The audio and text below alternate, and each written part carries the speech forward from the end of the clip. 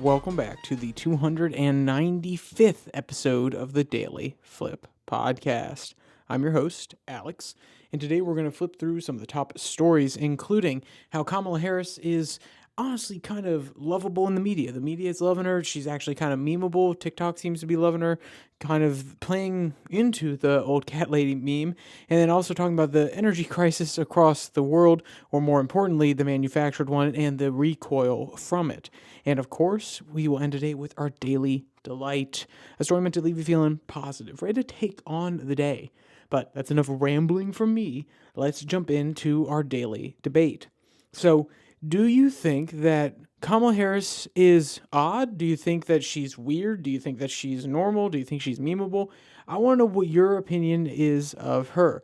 Because I'll be honest, I had a very specific point of view on her. I had some bias coverage that was always coming out. I only saw clips on one side. And now that I'm seeing her on the stump now, whether or not I agree with all of her policies, I'm like, oh, okay, she can actually make her message heard. She can articulate it, get it out to a large swath of people. And the fact is that some of her donation calls or some of her supporters' calls are absolutely massive. When you look at some of these numbers, we're talking over 20,000 people on some of these calls. I heard something about 150,000. I don't know if that's actually true, but the point being that there is something going on. There's a groundswell, and whether that's because she is now an effective Democratic nominee who actually can get out there and put a message out, if it's the fact that people were really disconcerted with Biden, or it's just that she checks off certain boxes, I honestly don't know. But there's no doubt that there's something about her that people are loving. Now, if it's in contrast to previous things that they had, aka Joe Biden, then, I can see how it makes sense to some degree, but that doesn't change the fact that we are in this reality now, and she obviously has something going on. So we're going to jump into our first article that comes from Semaphore. A more media-friendly Kamala Harris runs for president. So when I was going through my articles for the day, I was like, oh, because this is coming from Semaphore? What are they doing? Because Semaphore, for what I've noticed, they can be a little liberal, but they kind of try to play it mainstream, but not. It's complicated. It depends on who you're reading, of course, with almost any publication. But for the most part, I looked at Semaphore. I'm like, you kind of give me a little bit of liberal vibes, but they've been willing to call out the baloney, especially with everything going on with Mr. Biden, our previous, or still our current president, but at least the previous nominee. So when I was reading this, I was like, okay, what's the angle that they're going to take? And I think that they actually noticed the trend that we can all see, which is, one, the media love Kamala Harris. They've always at least liked her, and especially during the first presidential campaign, during the primaries, even though she had some wild, I repeat, wild takes, she was more than happy to allow them to really come in and say, hey, let's do some interviews with you. Let's really get some attention on you, because they seem to like her politics, at least the connections that she had. And now that Joe Biden's out, and they're like, oh my gosh, we've been living under this weird inflection point where there's this old man running for president, and we kind of want him to still be able to win, or at least put up a good fight against Donald Trump. But now that he's gone, they don't have to worry about that. They don't have to hold back some of their criticisms, and they can just get out there and fully support somebody without having to put the addendum like, oh, he's old, oh, he can't do the job. They are going all out.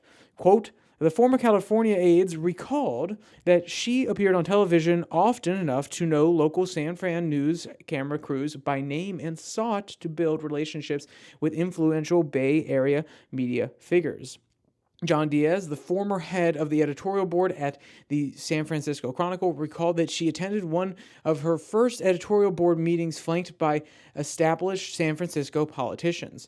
So what they're trying to lay out here is that she has spent the time, though, and it's interesting because they're actually kind of doing a little bit of a flip-flop, which is they know that she has some media experience. She is able to go out and have a good relationship with the people that are going to be covering her, which is extremely essential in politics because you kind of bias them a little bit. It's interesting. You listen to some podcasts now and they're talking about how, well, I want to level some criticism at this person, but I actually know them, or at least I've personally known them. So it makes it a little bit harder. You have to call in somebody who doesn't know them, who may not be able to articulate a case against them as well because they may be a little bit newer. And that's why a lot of politicians build relationships with different media figures because they think they're going to get positive coverage. They also want to make sure that if there's a scoop that they need to put out there, if they need to leak something, and leak in air quotes, like, oh, well, there's something coming out of the senator's office. Oh, Nancy Pelosi, there's some leaks coming out. It's like, no, Nancy Pelosi's sitting there.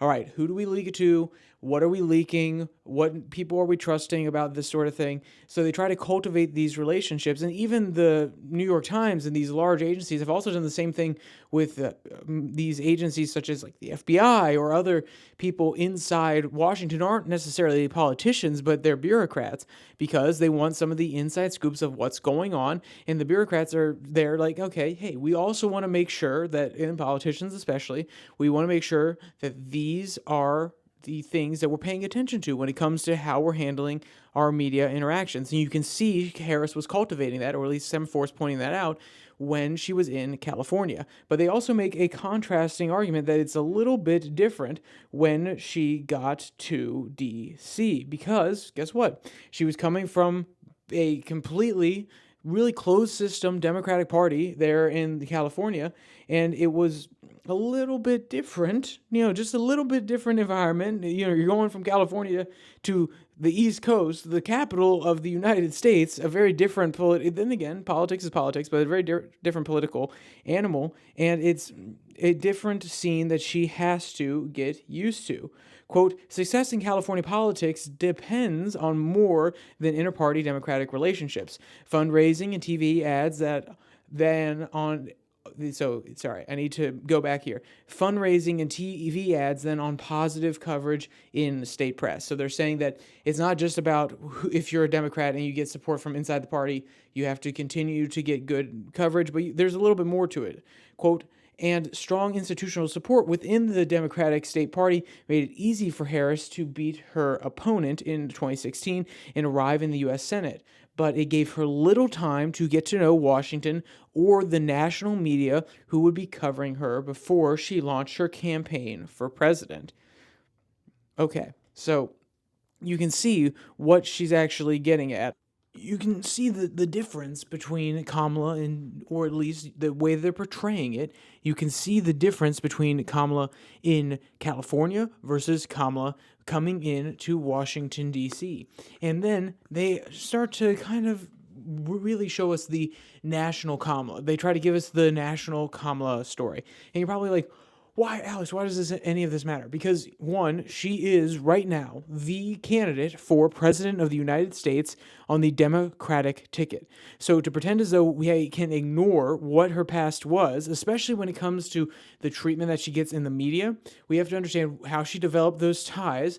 And because when she got on the national stage, she didn't have she didn't have great media ties, but two, she didn't have great media coverage. Quote, after a strong initial showing, the then senator was unable to break free of the pack, and her errors became the subject of immense media scrutiny. And she was also putting out takes that were extremely unpopular, that were very, very progressive, whether it be a fully, I don't want to say socialized Medicare, but a greatly expanded Medicare plan that was dwarfing anything that Obama even could have dreamed of, a mandatory gun buyback. Those are some of the first ones that come to mind. And those sort of things, they play well with a certain demographic, but they don't play well with the general public, especially when people understand where they learn what a buyback is. It's not, mandatory gun buyback, like, everybody comes in. No, it's like, no, it's forcible taking of your guns. So those sort of things don't play well. And she didn't have the connection. She didn't quite feel comfortable enough is how I would say, 'cause she seems very comfortable now. And she's always been able to do a stump speech kind of. in the past, she was able to do them okay. You're not seeing terrible headlines coming out of some of the coverage of her on the campaign trail during the primaries. But this is a different Kamala that we're seeing right now. Then again, it could be because she has those media connections now. She is the Democratic darling who's coming in and saving the democracy from the addled Joe Biden and the Republican on the other side of the aisle, aka Donald Trump. But that doesn't mean that she's not bringing something to the table, because she's out there and she's advocating, and her message, while very general, it at least resonates. And then you also see the meme culture, which I think is another really important aspect of her candidacy, because she's actually turning some of the memes that used to be used against her into something that are for her. And we'll get to the article that actually starts to explain this a little bit. And I love the headline on this. It comes from Daily Cost. Cat ladies for Kamala. Kittens and puppies assemble. I was like, oh, okay. So they're kind of trying to spin some of J.D. Vance's attacks on women who are old and childless altogether, and that Kamala kind of falls into that category. But also, you know how she used to have the quote, oh, you didn't just fall out of a coconut tree, or these kids just think they fell out of a coconut tree, like there's no context behind the way you're living. That was something that was a meme mocking her at first, and now it's something that's actually, it was kind of turned in her favor. Like, oh, she has these weird little things that she says that people actually kind of find endearing. It's not the kind of bland, normal baloney that you get, these canned lines.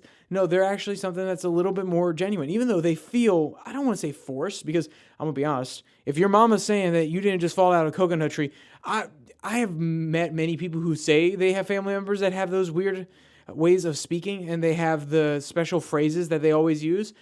There's only one special phrase that my family ever used, and it's leave things better than you found it. So maybe I just don't have that experience, but she, at least it seems to be that she's pretty genuine when she's saying these sort of things, even though I find it hard to believe that her family actually said some of these things. But then there's also the other ones. This is not necessarily the ones that she relates back to family, but the weird one that really came out was, I can imagine a future unencumbered by what has been.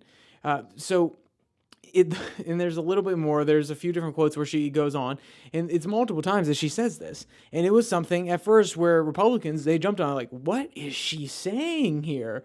I mean, like, what is she getting at?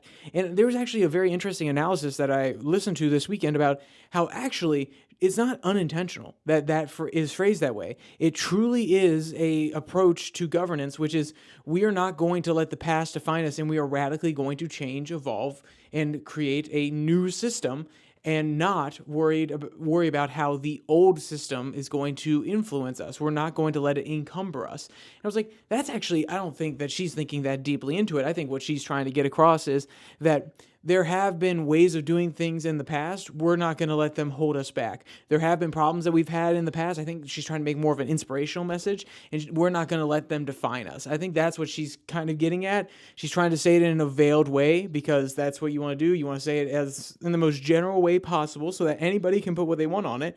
And that's exactly what I'm doing. I'm putting my own thing on it, while the other host that I was listening to is putting their own idea on it. And then some other Democrats are saying, well, no, she's just looking at the future, and she's trying to say that I'm not going to let any of that stuff weigh me down as I consider this next phase in my this governance career. So there's lots of different ways to look at it. It's a very general thing. But like I said, it started off as an attack. It started off as people pointing it out, like, what is she saying? And now it's become a meme where people are kind of giggling about it. They're like, yeah, she is a little bit goofy. She is a little bit weird. And we've seen this attack from both sides where, oh, the other side's just weird. But both sides are trying to spin away from it. And I think Kamala, her side, and the meme culture behind her are doing the exact same thing. And I think that when any activist, and let's be clear, Daily Cost is very leftist, and they are kind of activists, at least some of the writers are. And when an activist does this, instead of coming out and saying, how dare you, because that argument, how dare you call her a cat lady, the righteous indignation, I think that works maybe once or twice. And if they were to continue that path with all those sort of comments, it's not going to end well. They're not actually going to win anybody over saying those sort of things. But when you do this, cat ladies for Kamala, kittens and puppies assemble, that's a joke. You're making a joke out of it. You can, one, it shows you're confident enough to be able to laugh these things off. You're not letting it perturb your ego so much. You're not afraid of the other person enough to let their comments actually affect you. But also, you turn it into a little bit of a meme, because guess what? There are now entire Reddit pages that are out here saying, hey, yeah, no, I'm for Kamala, and I got cats too. I'm a cat lady, and I'm out here for Kamala. And it's actually kind of ingenious. You're using that righteous indignation, that anger, and you're kind of stoking it in the people who are passionate about their cats, that they don't want kids, they want to pursue a career. And they may be married, like Kamala is, but they are so locked into how they want to go about their lives. They don't want to have a kid interrupted. So you use the righteous indignation to kind of get it like, whoa, they're insulting us.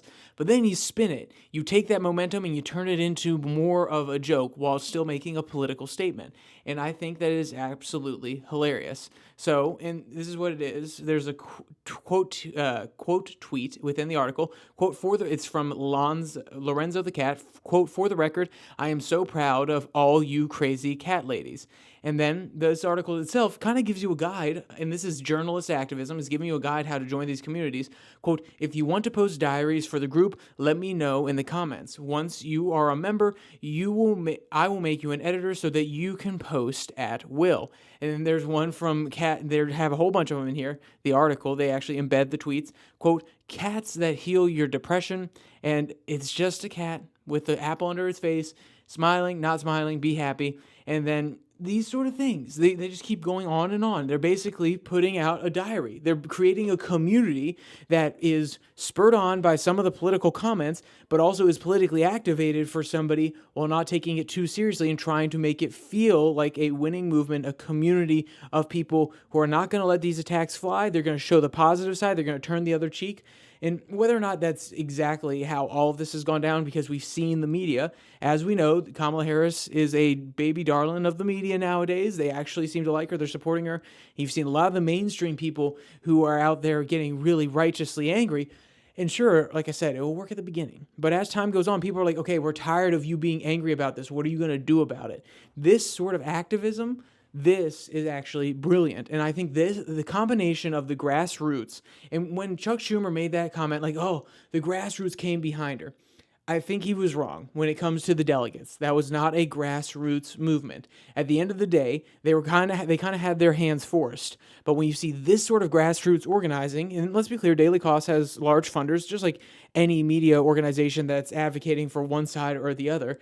But the point is that this sort of on-the-ground work, this online work, bringing these communities together, getting them on these large fundraisers / donor / how should I say, working committee kind of calls. So the ones I talked about where you have 20,000, 40,000 people, 60,000 people at a time. And it's kind of weird that they are doing it by intersectional groups, but and again, that is the Democratic Party. I don't necessarily know what you would expect from them nowadays. But besides that, the point I was getting at is that when you see these sort of online meme movements, you see this activation on the ground, you also see the media, the mainstream media coming behind her, and a semi-effective message on the stump, even if you don't agree with it. It at least hits the base that she wants to hit. This is a actual tidal wave. Now, of course, it's kind of like a convention bump.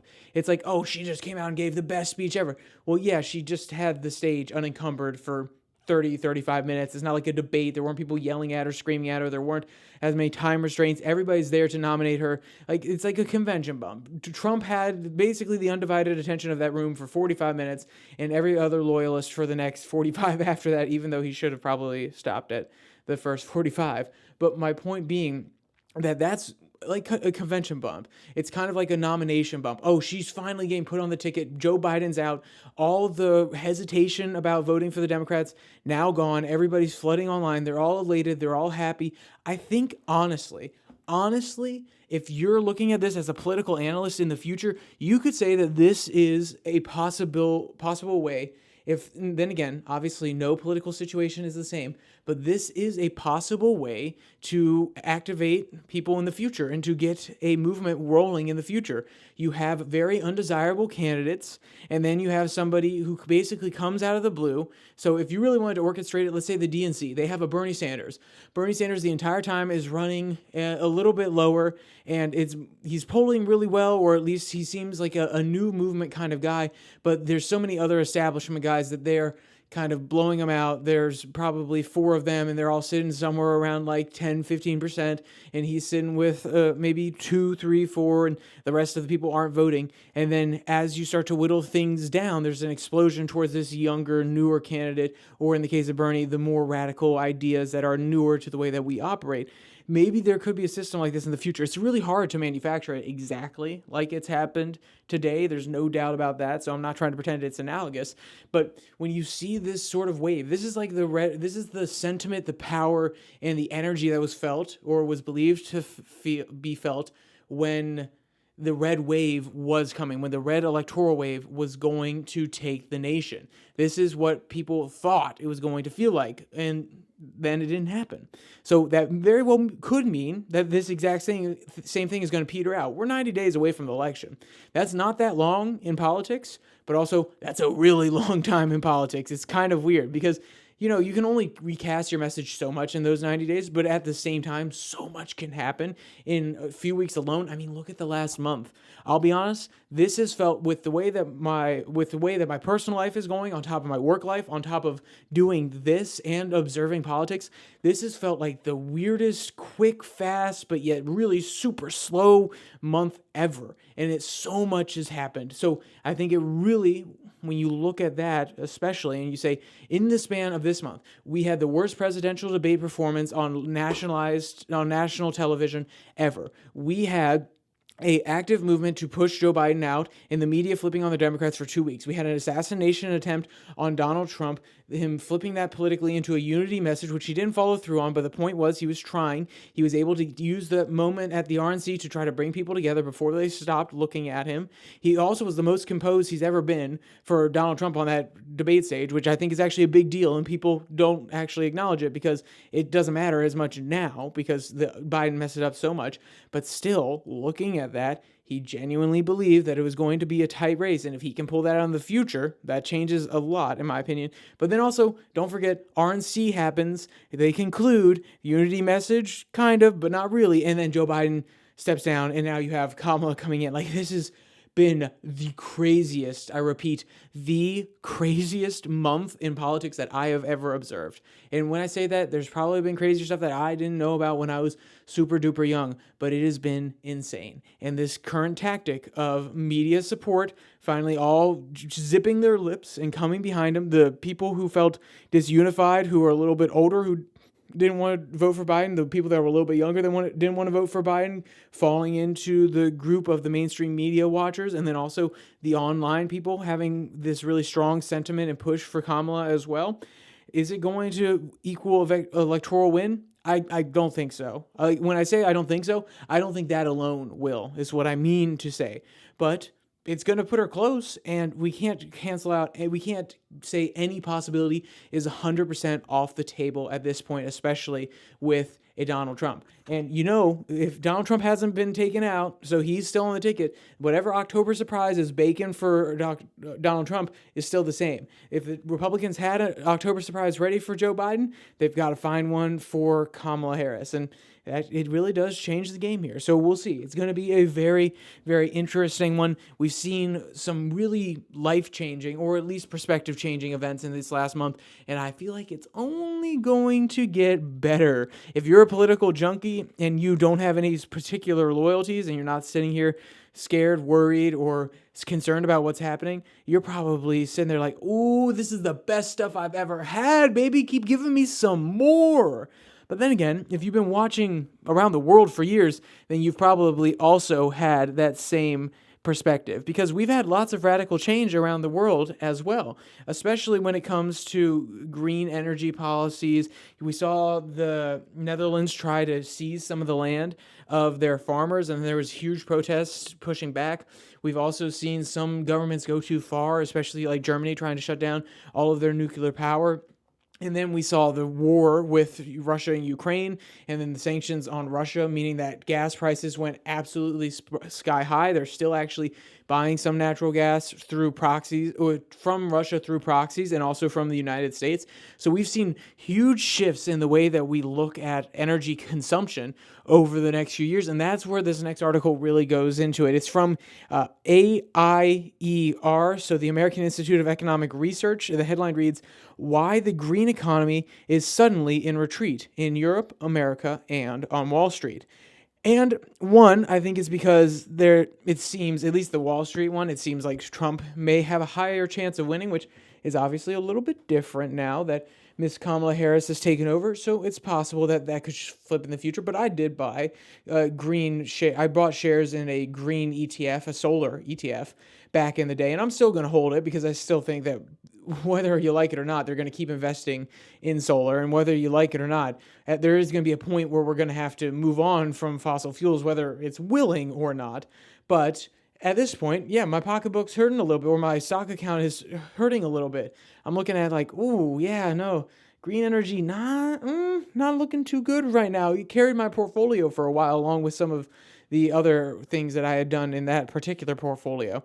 But my point being that there is an active backlash.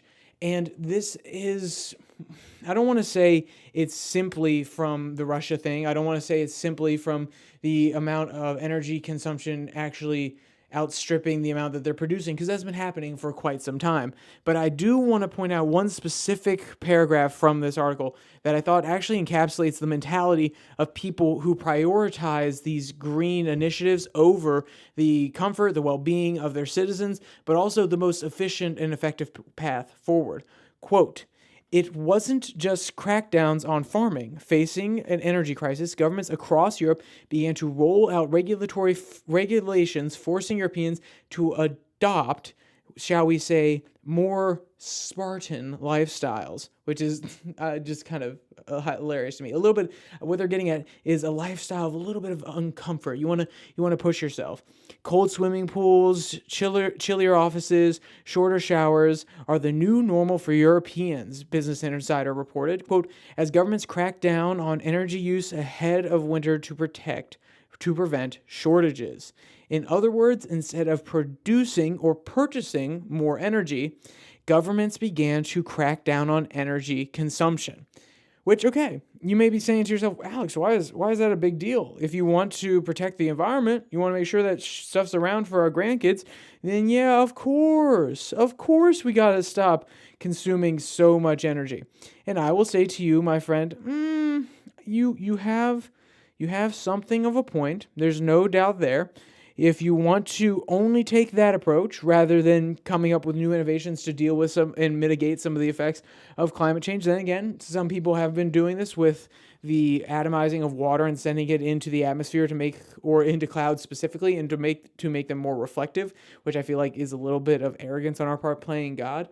But also just seawalls and things like this, or finding ways to actually desalinize more water, since the sea levels are going to rise. If we find a way to desalinize more of this water, which is really expensive at this point, but we keep innovating, we actually store the salt somewhere else, so we don't actually make the water itself, we don't put the salt back into the ocean to make the salinity even higher, which makes it harder to desalinate in the future.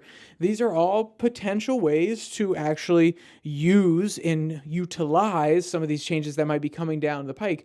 But we've talked about this grand idea before about energy consumption, and how when a economy or a nation is able to consume more energy, they're able to do more things, be more productive.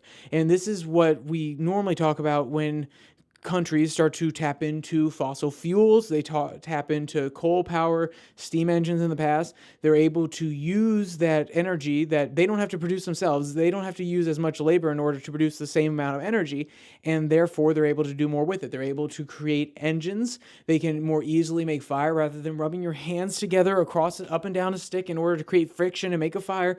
You can just have a laser do it. All of these processes that would require human labor become more effective, more efficient, and they can even outstrip human labor. I'm telling you now, is the same size of a steam engine, and the amount of gas that you put in there is that the amount of energy that has gone into getting all those things is exactly the same as the amount of people it would actually take to pull that train along? No. And I know you're thinking to yourself, whoa, Alex, like, yeah, you're kind of extrapolating here. You're not being very precise. Yes, I do agree that I am being overly general here. But my point overall is, as energy consumption goes up with economies, they begin to advance. And when we start implementing these policies, we're trying to drag people down. We're trying to force the bottom. And we're saying, no. Hey, you guys don't need to use all these technologies like we do. We're going to give you more inefficient, yet more green, more friendly energy sources, and you're not going to have that same ability to use all that extra raw power that gasoline, coal has provided over time. And let's be clear, some animals have provided. There's no doubt about that. It's not just fossil fuels. But my point being that we're going to not provide them some of the most efficient fuels that we have at the cost of their economies, the cost of them advancing. And my argument would be, maybe if we bring them up faster, this is obviously, it's a counterfactual, so you can't actually prove it. So I understand. But there's a serious question of whether or not we actually allow them we say, hey, no, don't listen to us. We'll start cutting back on our green energy. If we're really that passionate about it, we'll keep doing it, which I still think is idiotic. But if we're really that passionate about it, we'll cut back on all our green. You guys can continue to produce at the exact same rate, because as you become a part of the emerged economies, quote unquote, then you'll have more, you'll have people that live longer. You'll have more nutritious food available to the people. Therefore, IQ is going to go up, because kids aren't going to be malnourished. They're going to be able to have healthy diets as they're growing up, as their brain's developing, all these sorts of things. And then we could actually find more people will actually have solutions and be smart enough to actually come up with them. But like I said, that's a counterfactual. It's just interesting to see the green revolution, how Europe and America a little bit less so, but at least Wall Street America is pulling back on it. But most definitely Europe is pulling back on it, and they have been pushing the frontier for quite some time. So with all of those out of the way, let's jump into our daily delight. So like I said at the very beginning, this story is meant to be one that's going to leave you feeling positive, ready to take on the day. And the first one that I was actually going to do was the Kamala Kittens one, and let's be clear, I felt like, one, it was a little bit too political, but I also thought it actually spoke to what I said it spoke to.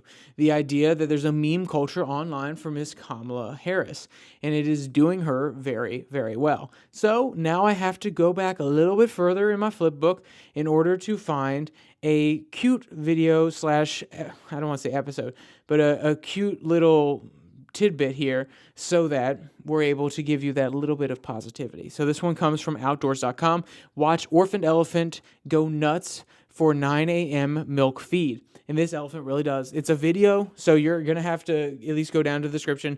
You can click on the link in the description below that like and subscribe button, and down there you can find the link to this video along with all of today's articles. I promise you it will be worth it. If you want to read any of them, you can find it down there. You can also find the link to the podcast on Spotify, Pocket Cast, and Podvine, as well as the Twitter handle at Your Daily Flip, where I post a Twitter tirade every Tuesday and Thursday. Actually, the one that came out yesterday was a repost from the YouTube channel. We had a little bit of technical difficulties with the one that I wanted to put out, so I decided, hey, that was a little 10-minute video. It's actually basically self-contained, so I'm going to just throw it out there on Twitter tirade, so on Twitter, so people can go watch that if they hadn't been up to date on everything with the Secret Service as of I believe it was last Monday? Yeah, it was last Monday that I had put that one out. All right, so with all that said, there's only one more thing to say. Stay safe, don't die.